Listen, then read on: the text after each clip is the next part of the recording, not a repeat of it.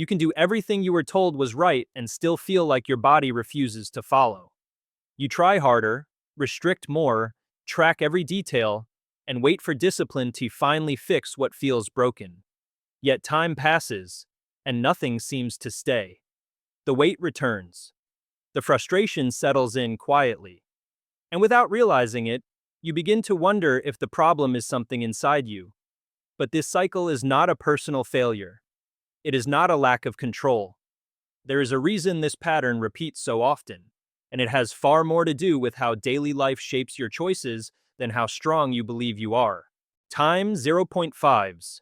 What most people experience as repeated failure is actually a predictable response from the body itself.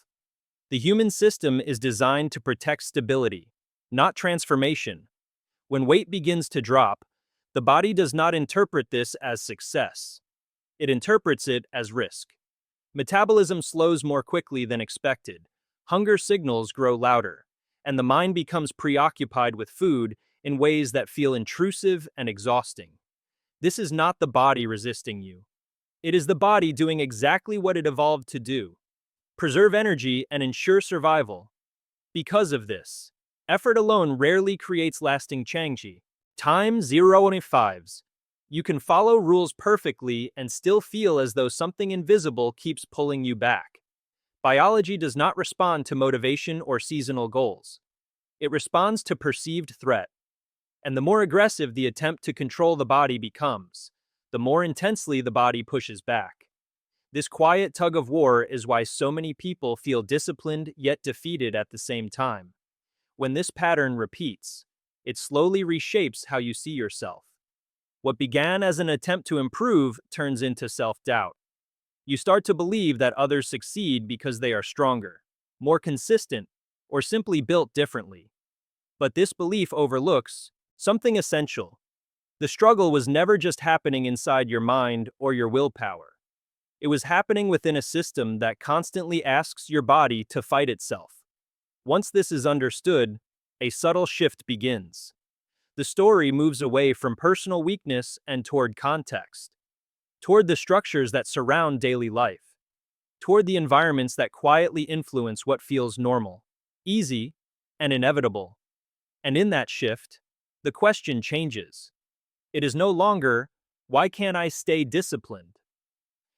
It becomes, what is shaping my choices before I even make them? When you step back and look beyond individual effort, a quiet contrast begins to appear. In some places, bodies seem to remain lighter without constant struggle, not through extreme discipline, and not through endless control. This contrast often leads people to assume genetics must be the answer, that some bodies are simply built differently from the start. But this explanation collapses under closer observation. Human genetics do not shift dramatically across borders in a few generations. What changes far more quickly is environment, daily rhythm, the invisible defaults that shape how people eat, move, and relate to food without needing to think about it constantly. When these defaults support balance, the body no longer feels like an opponent. This is why focusing only on personal effort can feel so exhausting. It places the entire burden on the individual while ignoring the surrounding structure that quietly pushes behavior in one direction or another. In environments where convenience favors nourishment, moderation becomes natural. In environments where excess is normalized, restraint begins to feel like constant resistance. What appears from the outside as effortless control is often the result of thoughtful design. Not design in a deliberate or rigid sense, but in how everyday life gently guides choices. When healthier options are familiar, accessible, and socially reinforced, the body responds differently. There is less tension, less urgency, less need to fight hunger signals that feel overwhelming. This realization can be unsettling at first. It challenges the belief that success is earned purely through strength. But it also brings relief. Because if the struggle is shaped by environment, then it was never a personal flaw to begin with. It was a mismatch between human biology and the structures surrounding it. What often goes unnoticed is how early these patterns begin to form. Long before conscious choices feel deliberate, expectations are already being shaped. Taste, satisfaction, and fullness are learned experiences, not fixed instincts. When the body becomes familiar with simple, balanced flavors, it begins to recognize nourishment as something steady and sufficient rather than something intense and overstimulating. In environments where food is prepared with intention and regularity, the nervous system learns to relax around eating. Meals feel predictable. Hunger feels understandable. There is less urgency to chase intensity because the body trusts that it will be fed again soon.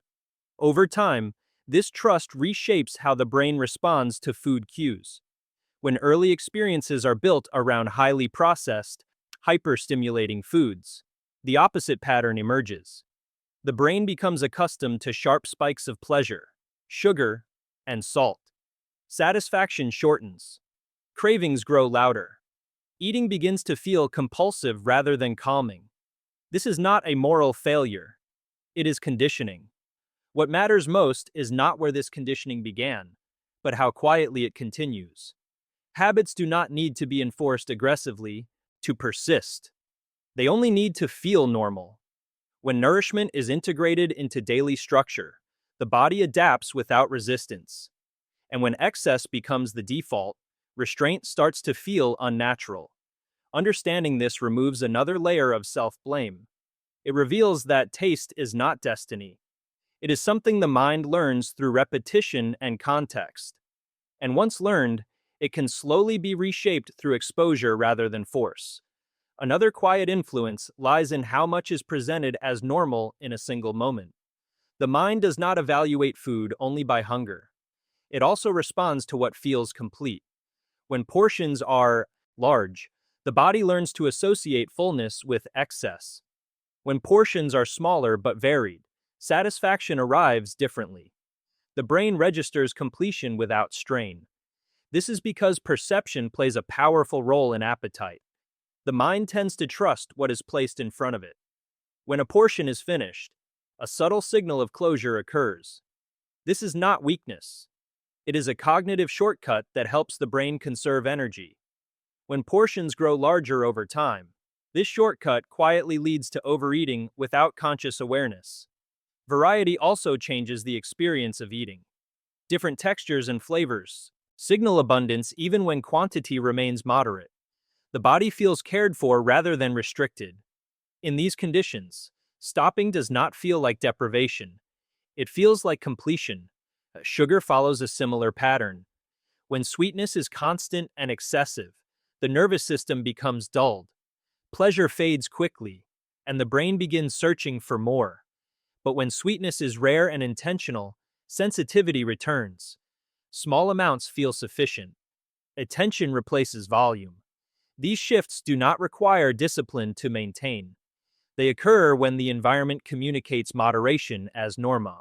Time 0.5. The body responds not by resisting, but by settling. And over time, eating becomes less about control and more about rhythm. Beyond what is eaten, timing quietly shapes how the body feels throughout the day. When meals arrive at unpredictable moments, hunger becomes confused. Signals overlap. Stress blends with appetite. The mind reaches for food not out of need, but out of uncertainty. In these conditions, eating turns reactive rather than responsive. When meals follow a steady rhythm, something subtle changes. The body begins to anticipate nourishment. Hunger rises and falls in calmer waves. There is less urgency, less impulse, and fewer moments of feeling out of control.